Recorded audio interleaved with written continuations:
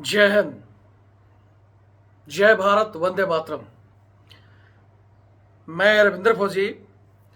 साथियों, जैसा कि अभी आपने ये छोटी सी क्लिप देखी है, ये हरियाणा के चरखी दादरी की है, जहां पर सीबीआई ने हमारे सेना से रिटायर्ड एक कर्नल साहब को गिरफ्तार किया है और उन पर आरोप लगाया गया है 22 लाख रुपए रिश्वत लेने का। और ये सभी अखबारों में, आज बहुत से चैनलों में ये खबर चला दी गई, क्योंकि जहां सैनिकों के साथ कुछ गलत होता है तो कोई खबर नहीं चलाता, लेकिन अगर कोई सैनिक, कोई अफसर इस तरह फंस जाता है तो तुरंत उसके खिलाफ खबरें चलाई जाती हैं। बल्कि अभी मामला कोर्ट में जाएगा। अभी ये नहीं है कि सीबीआई कोई दूध की धुली है, सीबीआई ने पकड़ लिया तो वो सही है। और अखबार वालों ने, किसी ने भी पूरी कहानी नहीं बताई है कि कर्नल साहब को कैसे फंसाया गया है, किसी ने नहीं बताया है। लेकिन हम लोग भी,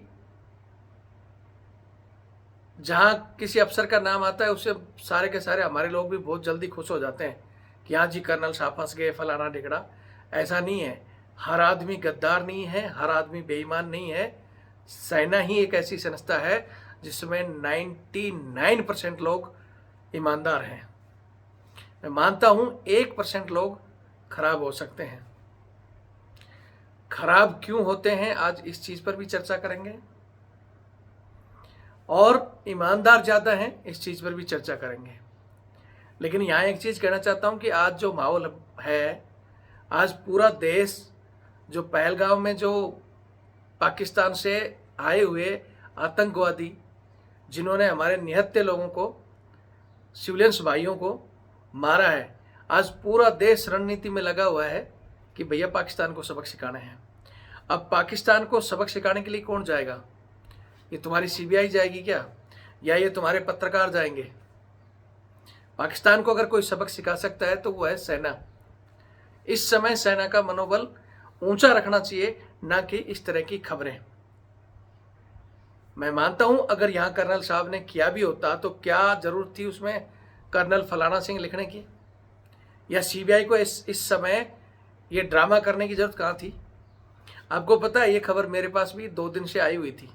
हमारे एक साथी ने भेजा था ये खबर, लेकिन मैं इस तरह की खबरें नहीं चलाता हूं। मेरा जो मकसद है, हमारी सेना को बदनाम करना नहीं, सेना में जो चीजें कुछ गलत है उन चीजों को ठीक करना है।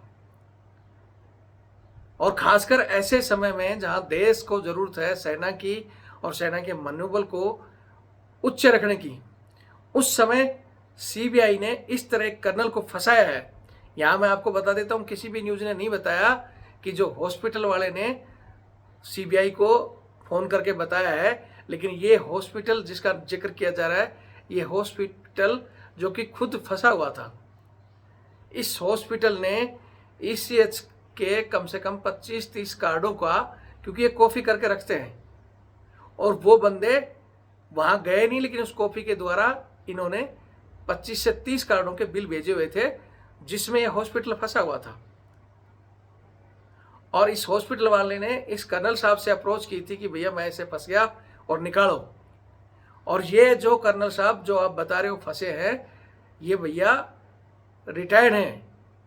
2017 में सेना से रिटायर कर गए, उसके बाद में ये सीएसडी में भी रहे हैं और ईसीएच में भी थे, लेकिन 6 महीने से ये वहां से भी रिटायर हैं। जब इनका वहां पद पर ये है ही नहीं तो इनको रिश्वत क्यों देगा हॉस्पिटल? आपको लगता है क्या? रिटायर्ड होने के बाद में कुर्सी की पावर होती है। कुर्सी के बाद में चाहे कर्नल जनरल हो, चाहे कोई सीबीआई चीफ हो, चाहे कोई राष्ट्रपति हो, कोई नहीं पूछता। सब आम आदमी हैं। 6 महीने पहले रिटायर्ड हो गए थे, फिर इनको रिश्वत क्यों दी जा रही थी? तो ये मामला, आज वीडियो का जो टॉपिक है, हम इस विषय पर बात करेंगे। बहुत से हमारे साथी इसमें जो कमेंट्स करेंगे तो वो कमेंट्स करो, लेकिन वीडियो पूरा देखकर। हालांकि आपको बता दूं कि ये कर्नल साहब हैं, इनका एक बेटा अभी नेवी में लेफ्टिनेंट है, इनकी एक बेटी डॉक्टर है, इनके एक दामाद इसमें यूपी में आईपीएस हैं, एक दामाद इनके मेजर साहब हैं जो अभी सेवा कर रहे हैं। यानी इनके पास सब कुछ होते हुए भी अगर वास्तव में इन्होंने ये चीज़ें की हैं तो ये कहीं ना कहीं बहुत बड़ी गलती है। इतना सब कुछ होने के बाद में भी आपने अपनी और सेना की छवि गिराई है। लेकिन जब तक जांच नहीं होती, जब तक मामला कोर्ट में नहीं जाता, तथ्य पेश नहीं होते, तब तक रंगे हाथ पकड़ लिया, फलाना पकड़ लिया। आज सीबीआई के पास, पुलिस के पास 2 ही मिनट लगते हैं किसी को भी रंगे हाथ पकड़ने के लिए। आप उसी के घर पे जाओ, उसी के बंगले में या उसके उसमें पहले पैसे फेंक दो और फिर आराम से उसको गिरफ्तार करो। यहाँ आपने कई बार बहुत सारे वीडियो देखे होंगे, रंगे हाथ अगर गिरफ्तार किया जाता है तो उसका फुल फ्लैश वीडियो क्यों नहीं आपने डाला। मैं यहाँ सीबीआई की टीम को पूछना चाहता हूँ कि एक तरफ आज देश पाकिस्तान से लड़ाई की रणनीति बना रहा है, दूसरी तरफ आपने एक कर्नल साहब को पकड़ा तो या तो अपने तक सीमित रखना था, ठीक है, आप इनको ले जाते चुपचाप, और जो होना था बाद में आप उसको उजागर करते। आपने उजागर भी कर दिया तो फिर पूरा क्यों नहीं किया? आपने उनकी फोटो भी दिखा दी, जैसे मैंने दिखाया था कर्नल साहब को ले जाते हुए, उनको घर वालों को ले जाते हुए, सब कुछ दिखा दिया। तो वो चीज़ें जनता को क्यों नहीं दिखाई? भैया जहाँ अगर इन्होंने पैसे लिए थे तो वो आपने बताया कि पाउडर लगा हुआ पैसा दिया गया था, तो वो वीडियो कहाँ है जिसमें कर्नल साहब के हाथों में कलर आया हो? या ये दूसरा हॉस्पिटल वाला कर्नल साहब से फोर्स करके अगर ये पैसा किसी और के पास जा रहा हो तो वो और कड़ी क्या है? और इस हॉस्पिटल की खुद इसको क्यों नहीं गिरफ्तार किया जो खुद पहले फंसा हुआ था?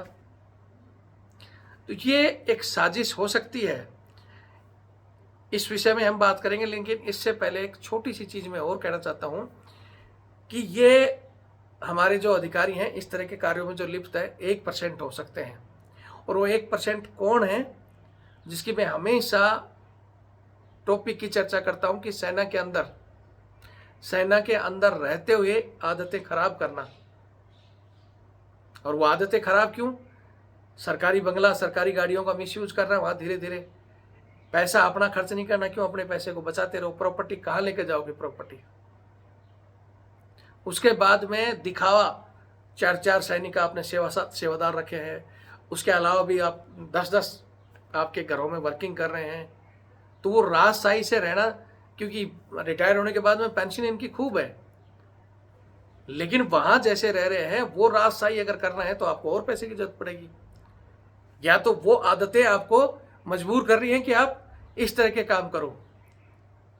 आपको मैं छोटा सा किस्सा बताता हूं। एक बार हमारे एक सीओ साहब थे, मैं कहीं किसी डेट का मेरे को चार्ज दिया हुआ था, और वहाँ हमारे सीओ साहब और उनके साथ और 3 गाड़ियाँ थी, वो आ गई। तो रास्ते में हमने जहाँ मेरे पास नज़दीक थे वहाँ उतरते उनका खाने का व्यवस्था किया। खाने का व्यवस्था क्यों? क्योंकि मेरी जिम्मेवारी थी, मेरे पास आए थे, सबका बिल मैंने पे कर दिया। सारे बंदे जा जाके गाड़ी में बैठ गए, ठीक है भाई सिखाओ, तो धन्यवाद, राम राम। लेकिन हमारे कर्नल साहब सब बैठने के बाद चुपचाप आए। उन्होंने बोला बिल कितना हुआ? मैं बोला साहब मैंने पे कर दिया। बोले तूने क्यों पे कर दिया? तेरी मेरे से ज़्यादा पेमेंट है क्या? मैंने बोला नहीं सर, मैं यहाँ हूँ तो मैं इसलिए मैंने कर दिया। बोले नहीं, कितना पेमेंट हुआ ये पकड़। क्यों? क्योंकि उनको पता है कि भैया ये सिपाही है और ये अपना उससे देगा, और मैं एक कर्नल हूँ, मेरी पेमेंट है और मुझे देना चाहिए। या तो सबको इंडिविजुअल देना चाहिए था या जिम्मेवारी उसकी थी, उन्होंने पेमेंट किया। मैं ये नहीं कह रहा कि पेमेंट के मामले में, उनके और भी मामले में, जहां हमारे सीओ साहब का बंगला था उसी के अगल बगल में और भी बहुत सारे, कोई सीओ का, किसी ब्रिगेडियर का, इस तरह बंगले थे। तो वहां भी क्या, ये ज़्यादातर मैडमों को अलग से एक रुतबा जमाने के लिए, एक हमारे सीओ के बगल में ही कोई एक और साहब का बंगला था, तो वो उसके यहाँ 8-10 लोग परमानेंट, मतलब सेवादार भी और काम करने के लिए लगे रहते थे।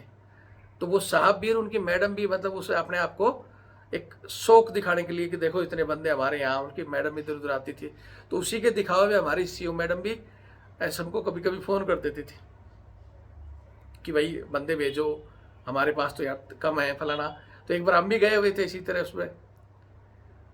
तो हालांकि वो मैडम भी काम कुछ नहीं करवाती थी, बोले ठीक है तुम सब खाली लोन में इधर उधर चक्कर मारते रहो पूरा दिन, ताकि उसको लगे कि मेरे पास भी बंदे आ रहे हैं। फिर हमारे सीओ साहब ने देख लिया, एक दिन सीओ साहब ने देखा, बोले हाँ क्या अरे तुम यहाँ क्या कर रहे हो? बोले जी मैडम ने मंगाए हैं। उन्होंने तुरंत एसएम को फ़ोन लगाया, भाई बंदे क्यों भेजे हैं? बोले साहब मैडम ने मंगाए हैं। फिर मैडम को बुलाया, क्यों मंगाए हैं भाई? बोले क्यों मंगाए? हमारे बगल में देखो हमेशा 10 बंदे रहते हैं, मेरे यहाँ एक भी नहीं आता, इसलिए मैंने मंगाया। काम है? बोले काम नहीं है।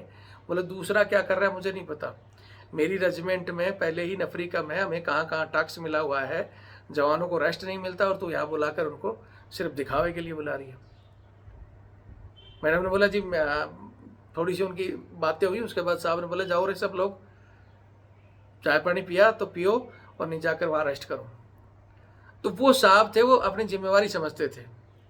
हालांकि बाद में मैडम को भी समझ में आ गया कि वो दिखावा करती है तो बोलना चाहिए, दिखावा करो तो भैया सिविल से लाके काम करवाओ। 10-10 बंदों की जो पेमेंट आप बर्बाद कर रहे हो, जो सरकारी चीजें हैं, आप सिविल से करो ना। तो ये फर्क हो जाता है। जो ईमानदारी से ड्यूटी करता है वो ना तो मैन पावर का, ना ही बंदों का मिसयूज करेगा, ना ही सरकारी व्हीकल का मिसयूज करेगा। और जिनको आदत पड़ गई वहां भी दिखावे की और वो राहसाई की, वो बाहर आकर वो कहाँ से पूरा होगा? तनख्वाह तो खूब है, लेकिन उस तनख्वाह, पेंशन तो खूब है आज के ज़माने में, लेकिन उन पेंशन के अलावा भी जब और आपने नखरे दिखाने हैं, अय्याशी करनी है, तो वो पूरी कहाँ से होगी? वहाँ तो हो जाता था ठीक है, लंगर से मुर्गा आ गया, लंगर से दूध आ गया, 10 कुत्ते पाल रखे हैं तो वो भी खा रहे हैं, और कुछ कर रहे हो तो वहाँ का भी राशन लंगर का आ गया। लेकिन बाहर आकर कहाँ से पूरा हो? या तो फिर वो लोग ऐसे काम करते हैं। तो ये एक मैंने उदाहरण दिया है कि नेचर क्यों बिगड़ता है। फ्री की आदमी खाते खाते जब बाहर आ जाता है, जब नहीं मिलती है, तो फिर वो इन कामों में लिप्त होता है।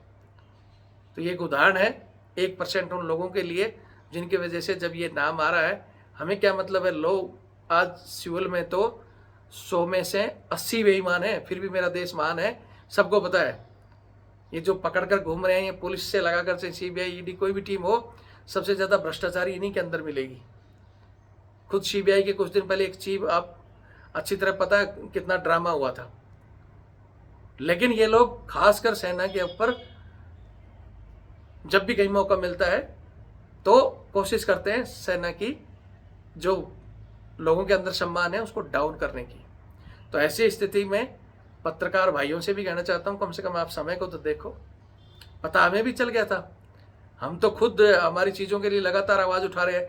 मेरा खुद जो चैनल था रविंद्र फौजी एक्स आर्मी RTF, 8 लाख लोग उसमें जुड़े हुए थे, बंद कर दिया। लेकिन बंद करने का मतलब क्या है? उन 1-2 के लिए हम इस तरह की खबरें चला दें?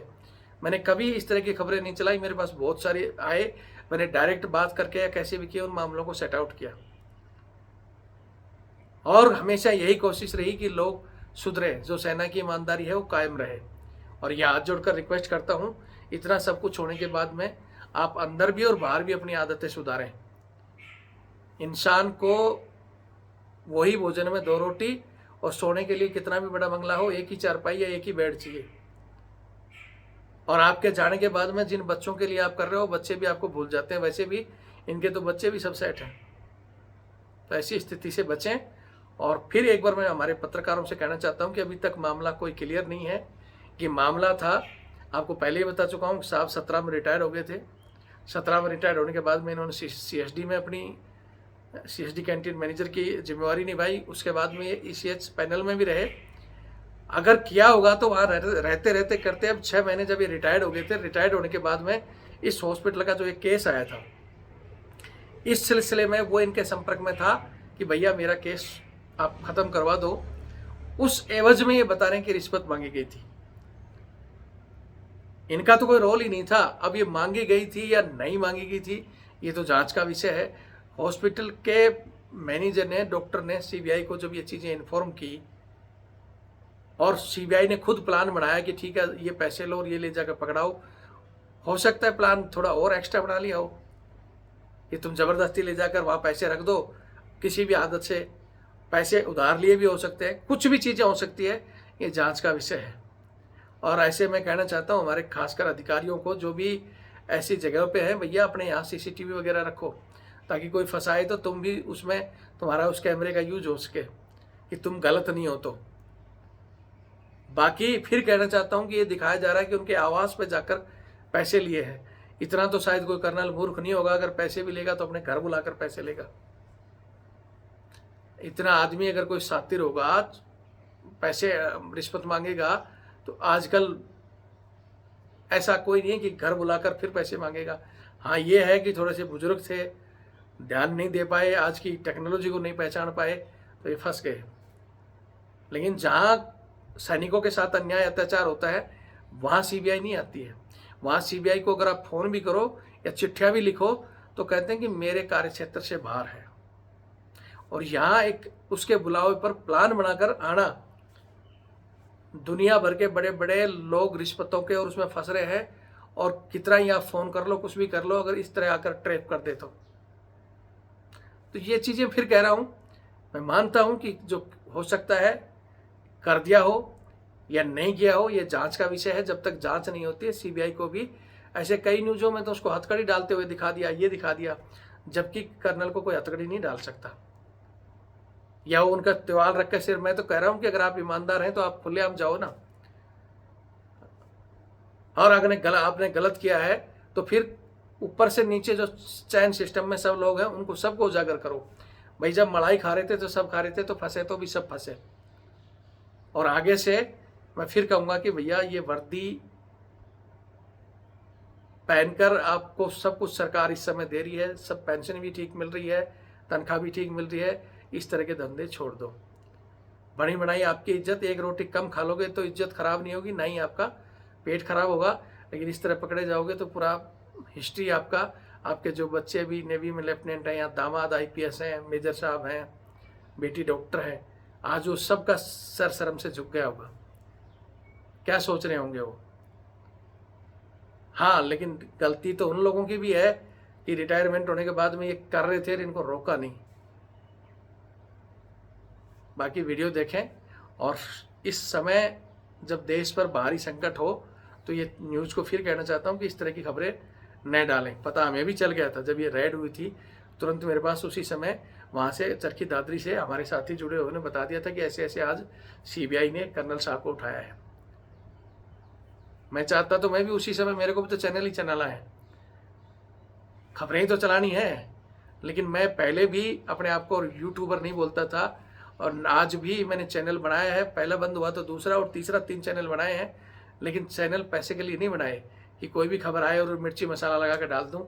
मुझे वो खबर दिखाने में आती है जिससे कुछ सुधार हो, जो चीज़ें चल रही हैं, देश पे संकट हो तो वो संकट मिटे, और जो अन्याय अत्याचार हो रहा है, जो भ्रष्टाचार हो रहा है, वो ख़त्म हो। ठीक है, लेकिन उस सब चीज़ों की स्थिति देखनी चाहिए। सहमत हो तो वीडियो को शेयर करें और चैनल से ज़रूर जुड़ें। जय हिंद, जय भारत, वंदे मातरम।